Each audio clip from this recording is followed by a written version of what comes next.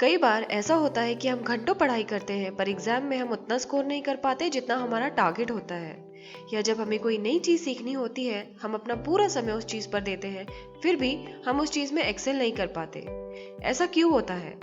हो सकता है हमारे लर्निंग प्रोसेस में ही कोई कमी हो। आज के इस वीडियो में हम बात करेंगे 7 ऐसे प्रिंसिपल्स के बारे में जिसे इम्प्लीमेंट करके आप कोई भी नई चीज जल्दी और बहुत आसानी से सीख सकते हैं। कैसे कम से कम समय में हम ज्यादा से ज्यादा चीजें याद कर सकते हैं और बहुत लंबे समय तक उसे याद रख सकते हैं। अगर हम बात करें लर्निंग की, तो लर्निंग एक ऐसा प्रोसेस है जिसमें हम कोई नई चीज सीखते हैं, लॉन्ग टर्म के लिए उसे अपनी मेमोरी में स्टोर कर लेते हैं और जरूरत पड़ने पर उसे इम्प्लीमेंट करते हैं। अगर हम कोई चीज सीखने में बहुत ज्यादा समय लगा रहे हैं तो हम अपना टाइम तो वेस्ट कर ही रहे हैं, साथ ही हम उन अपॉर्चुनिटीज को भी मिस कर देते हैं जो हमें उस दौरान मिल रही होती है।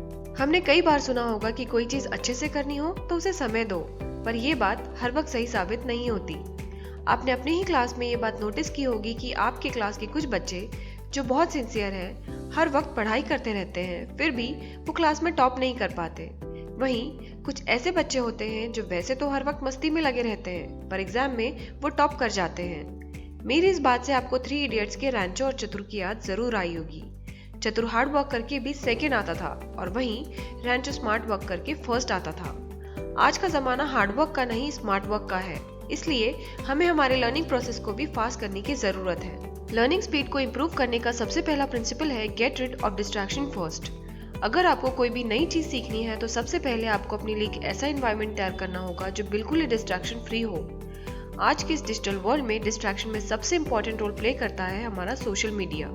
व्हाट्सएप, इंस्टाग्राम के सिर्फ नोटिफिकेशन ही हमें डिस्ट्रैक्ट करने के लिए काफी होते हैं। इसीलिए सबसे पहले तो आप अपना फोन, टैब किसी दूसरे कमरे में रख दें और जरूरत ना हो तो अपना लैपटॉप भी दूर ही रखें। ऐसा करके आप डिस्ट्रैक्शन से दूर रहेंगे और अपना पूरा ध्यान उस नई चीज को सीखने में लगाएंगे। दूसरा प्रिंसिपल है विजुअलाइजेशन एंड एसोसिएशन।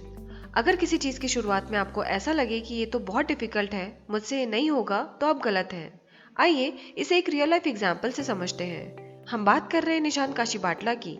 निशांत के नाम 2 गिनीज वर्ल्ड रिकॉर्ड है, वर्ल्ड का सबसे लॉन्गेस्ट कलर सीक्वेंस याद करने का और दूसरा सबसे लॉन्गेस्ट नंबर याद करने का, जो कि 1944 डिजिट्स का है। पर निशांत पहले ऐसे नहीं थे। इनफैक्ट अपनी टीन एज तक वो बहुत ही भुलक्कड़ थे और कई बार उनके दोस्त उनकी मेमोरी का मजाक भी उड़ाया करते थे। तो फिर निशांत ने इतना लॉन्गेस्ट नंबर और कलर सीक्वेंस कैसे याद किया? निशांत ने ब्रेन की विजुअलाइजेशन एंड एसोसिएशन पावर का इस्तेमाल किया। हम सब जानते हैं जो चीजें हम देख लेते हैं उसे हम लंबे समय तक याद रखते हैं और जो चीजें हमने सिर्फ सुनी हो उसे हम बहुत जल्दी भूल जाते हैं। इसी तरह निशांत ने हर कलर और नंबर को विजुअल के फॉर्म में अपने ब्रेन में स्टोर कर लिया और उनके लिए लॉन्गेस्ट नंबर या कलर सीक्वेंस को याद रखना आसान हो गया। इसी बात को ध्यान रखते हुए आजकल क्लासरूम में स्मार्ट बोर्ड्स लगाए जा रहे हैं। इसमें हर कंसेप्ट को विजुअल्स के फॉर्म में स्टूडेंट्स को दिखाया जाता है, जिससे स्टूडेंट्स की मेमोरी में वो बात लंबे समय तक बैठ जाती है और उन्हें चीजें समझने में आसानी होती है। तीसरा प्रिंसिपल है हार्ड मोड, यानी challenge yourself for complicated problems after easy ones. Suppose कीजिए कि हम कोई नया गेम सीख रहे हैं। अगर कुछ आसान मोड्स को सीखकर हम ये समझने लगे कि हम उस गेम में महारत हासिल कर चुके हैं तो ये गलत होगा। हमें खुद को हर बार एक डिफिकल्ट लेवल के लिए पुश करना चाहिए। आइए इसे हम एक रियल लाइफ एग्जांपल से समझते हैं।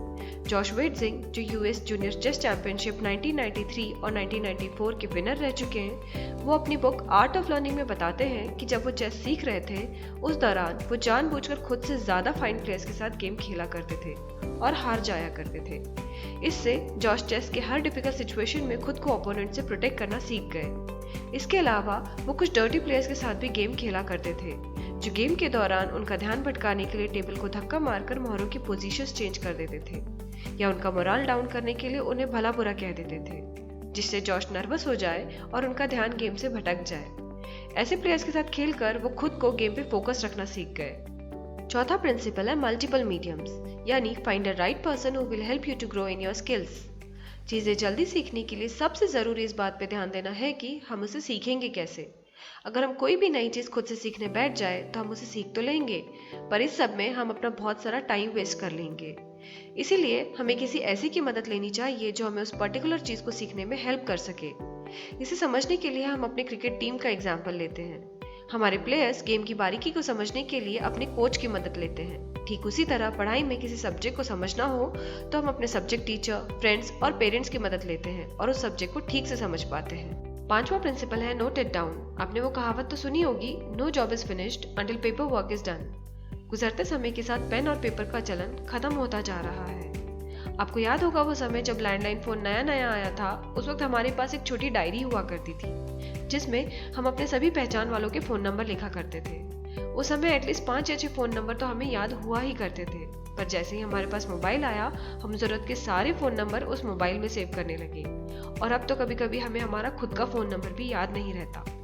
6th principle is take small breaks. एक famous English writer John Heywood ने कहा है कि Rome was not built in a day.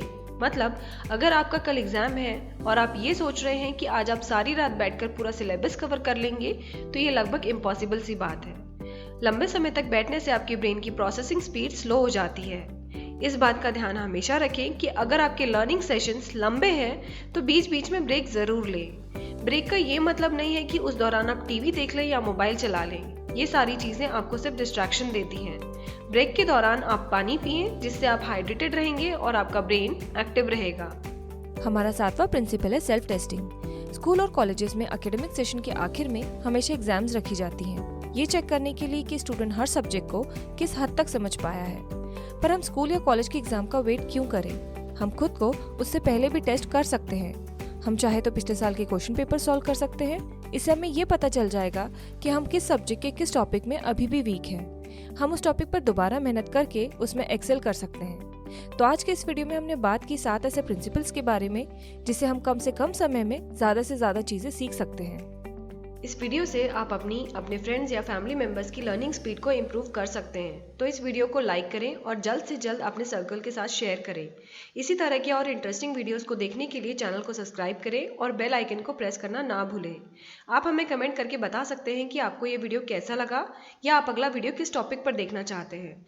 जल्दी मिलेंगे अगले वीडियो में।